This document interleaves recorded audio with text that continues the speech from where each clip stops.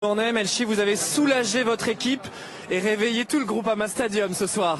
Ça fait plaisir d'avoir l'avantage, mais le match n'est pas encore terminé. Donc, elles nous ont quand même mis en difficulté dans quelques parties de la première mi-temps. Donc, on va essayer de fixer ça pour la deuxième mi-temps. Et vous sentez que vous avez fait mal à ces Parisiennes en fin de première période. Il faut continuer là-dessus. Exactement. Merci. On enchaîne avec Sakina Karchaoui, la Parisienne. Sakina, est-ce que, bonsoir, ce but... Cet unique but de la première période, signé Melchi Dumornay, à l'issue d'une excellente action des Lyonnaises sur le côté gauche.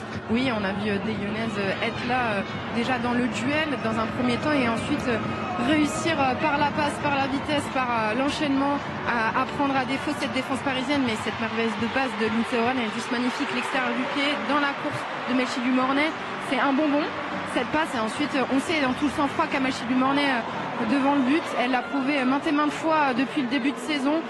C'est la deuxième meilleure buteuse du championnat et c'est pas pour rien quand on voit encore ce qu'elle est capable de faire. Il lui faut peu de choses à Melchi Dumornay pour pouvoir se mettre en action. Et là encore une fois, une seule action vraiment à se mettre là-dedans et ça finit par un but. Vous le disiez, deuxième meilleure buteuse du championnat. C'est son 16e but cette saison. Clara Matteo est toujours en tête avec 18. Si elle inscrit un triplé ce soir, l'attaquante haïtienne de l'Olympique lyonnais rejoindra Clara Matteo en tête du classement des buteuses de première ligue. Xavier Giraudon, Aline Riera, vous avez commenté cette première période. On le disait, Lyon a l'habitude